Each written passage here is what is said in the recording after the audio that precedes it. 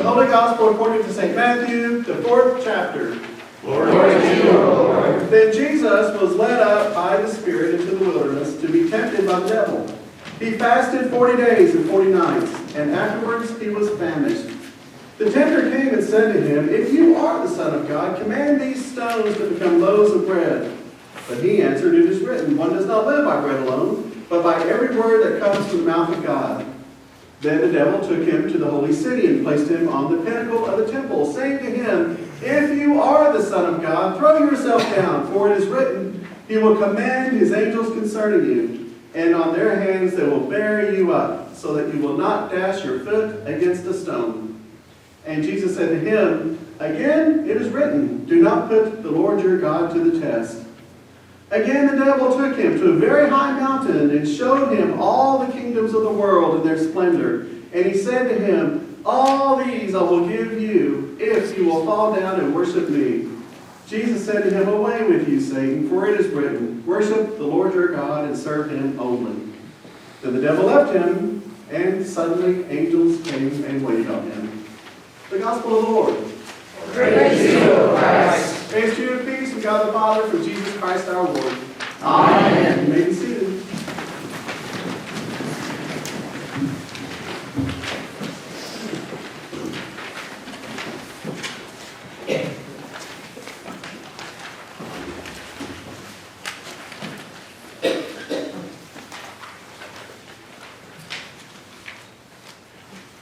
Some of you may remember, be familiar with the Robert Frost poem, "The Road Less Taken," and in that he coined that famous phrase. You know, there were two paths, and he took the road less traveled, and he was glad that he did.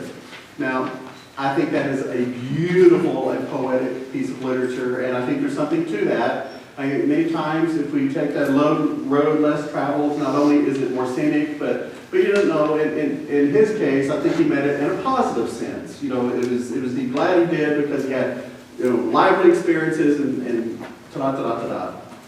Well, in our life, I think our day-to-day living, we're often faced with those crossroads where we have to make decisions.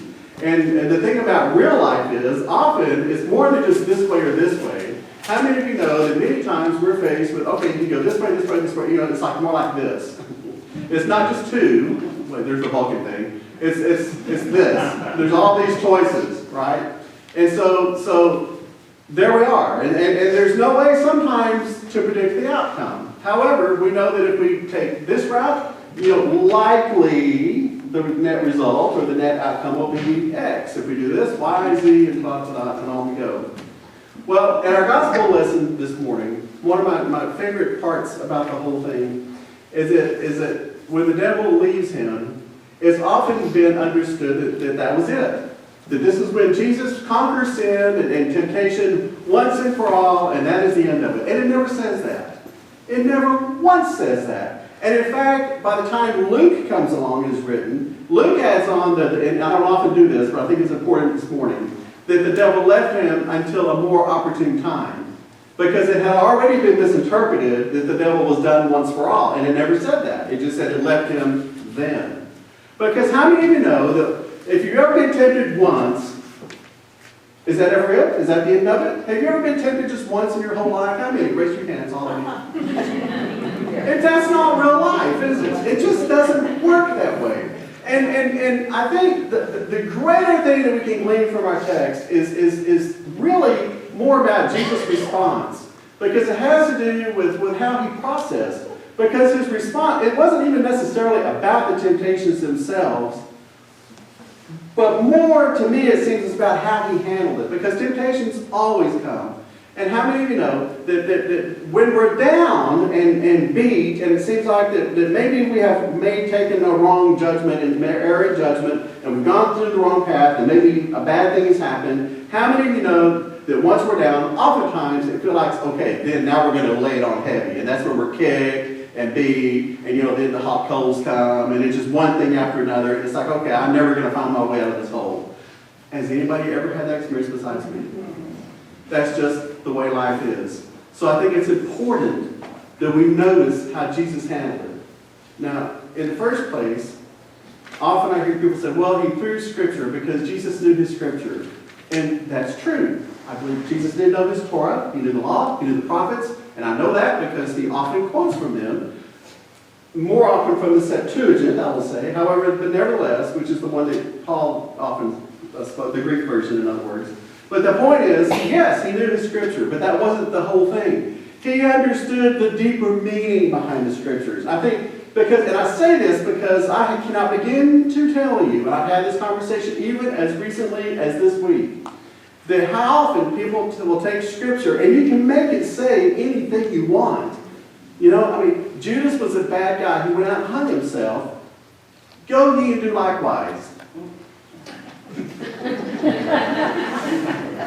Well, if you are a literalist, we'll see ya. I mean, and so therein lies the problem. There's the words and there's the text, but there's also always a deeper meaning. And by that I mean Jesus in every instance, and I'm not going to go through the whole list, but in every instance, he pulled out, you know, it's like he gleaned the source. Okay, so you're going to provide bread from these rocks. Well, who made the rocks in the first place? Who made creation in the first place? We read it in Genesis, it's in all three texts.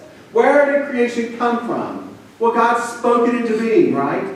So the original source of all creation, even the rocks, I mean, from a certain perspective, is God, right? It doesn't make, now, I'm about the who, I'm not about the how. All of you scientists, don't freak out. The Bible is a book of who. It is not about a book of how. That's Confirmation Class 101, by the way. So it doesn't say how the rocks are formed, only that God spoke creation into being. So here we have rocks. So it only stands to reason. I mean, and Jesus said, you know, the Bible, the Scripture says, God does not live by word alone. But even if you didn't, who really is the source of the bread? Both metaphorically and literally. Who is the ultimate source of all of our bread? Literally and metaphorically. Well, who is the source? God. And Jesus, so that's not rocket science, is it? I mean, we all know the answer really quick. And so to me, that's all Jesus does is use common sense, biblical interpretation, and gives it right back. I mean, so quite often, many times that works, and it seems to me that we can find our way out many times of a tough spot. Sometimes we have to step out in faith. And here's where it gets real, and here's where it gets really interesting to me. Sometimes when we step out in faith, and we have made the correct decision, whatever that might look like, if you want to say on a morality thing you can, but whatever your interpretation is of the correct decision, sometimes we make all those correct choices in life, and how many of you know that sometimes life still deals us a raw hand, even after we've made all the right choices? Oh, somebody up here knows. You want to give a testimony? Okay. Is it testimony time, Judy? No, it's okay. But how many of you know, and we can go around the room. I mean, there's plenty of people in this room who can have testimony time. And how many of you know that is sometimes just the way life works out? We've made all the right... Why is this happening? How many of you... Why me, Lord? Why, oh why? Has anybody ever uttered those words, if not out loud, at least in your private prayers? Why, oh why? Well, here's some better news. Jesus made all the correct decisions. He had beautiful, excellent biblical interpretation, and guess where he landed? On a cross. And it doesn't get any better than that. I mean, he made all the right choices all along the way, and still he landed on the cross. Of all people who could cry out, why, oh, why? And in fact, he did at one point. There's one really disturbing line from the cross. I don't know if it disturbs you, but it disturbs me, and I'm the preacher, so I get to tell you. But one of the more disturbing lines from the cross, for me, has always been, my God, why have you forsaken me? Have you ever felt forsaken? Jesus did. And let me just throw this out there. Even with all that happening, even while he's on the cross, even while he's feeling forsaken and he's done all the right things and he's landed in this spot, and I do believe that he made a choice all along the way, knowing where it was going to end. Okay. All those things, even from the cross, this is what I think we need to hear probably more than anything. Even from the cross, Jesus was still, and remember, he's fully human. This is a real man dying a miserable death. Okay, put the whole divinity thing on the shelf right now and on the back shelf. This is a real person, just as real as you and I, a human being dying a miserable death. And yet, he managed to find the way still to bring comfort to one of the dying criminals. He tried to give comfort to both. One of them rejected it. But one of them, said, hey, I deserve what I'm getting. And does anybody remember what Jesus said to him? Today, you'll be with me in paradise. I mean, even from the cross, even from that miserable spot in Jesus' own life, he was able to reach out and comfort and love. And, that's pastoral care on a raw, base level. Even from the cross, Jesus cries out today. And in fact, that's one of those other scriptures that oftentimes get twisted. The fact that God put on human flesh, and this is in the Romans text, and died and did all of these things, the moment of death and resurrection is when God established God's kingdom on earth, and that is when paradise came to earth. A lot of people think that's a sweet by and by. No, it's already happened. When God put on flesh, and I'll say it again, died on a cross, and it was raised from the dead, paradise was established here on earth.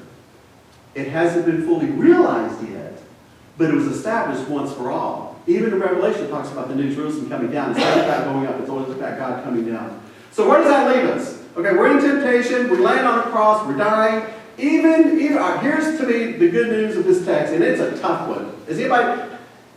I don't know if you've landed yet, but to me this is one of the tougher texts in the entire Scripture. Because now what? We're on a cross, we're dying, we're in temptation, we've done all the right things, and bad things are still happening. And yet here's the good news, and yet there is God still with us. Never abandoning us, never letting us go, always with us, no matter what evil has been dished out, even when we've made all the right choices, and even if we've made the wrong choices. And how often do we make the wrong choices in life? All of the time. It just happens. We do the best we can, and sometimes, oops. But even if they're the right choice or the bad choice, God's to me, the most important promise of the entire Scripture, I will never abandon you, even on the cross. To me, that is the ultimate, not even the penultimate. That is the ultimate confession of our God's love for humanity. Even from the cross, God offers comfort and forgiveness. And forgiveness for all those bad decisions. Now, I'm not giving you a green light to go, twist off. If you want to go with Cindy to the bar and do your thing, I'm not really. Cindy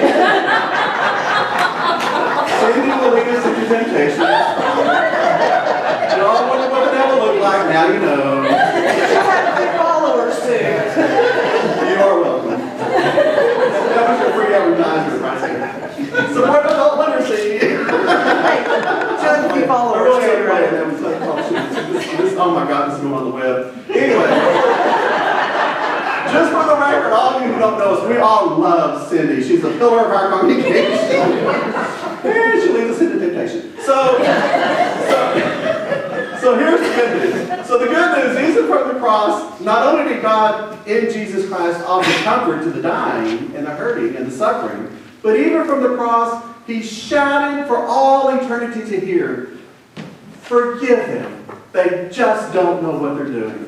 And that applied to the Roman soldiers on the ground who had just nailed into that cross, just as surely as it applies to each of you and me and all humanity. They just don't know. Forgive them. So even from the cross, after making all the right decisions, he forgives us and promises never to abandon us. And it seems to me that of all the things that all these scriptures come together and they coalesce is into that one hope that no matter what happens, God never leaves our side. Even when it's our fault, God is still there, promising to love us and guide us, and somehow, some way, the third day always comes. It always does. And it looks like resurrection, and it looks like new life, and it's going to be different than it was on Good Friday. It's always different, because Good Friday's the worst day. But then Sunday comes, and there's new life. And God finds a way to break through all that muck, egg, and yuck to give us new life Again, it looks different, but there it is. Even in spite of ourselves. Amen? Amen. May the peace which passes all human understanding keep all of our hearts and minds in Christ Jesus our Lord. Amen.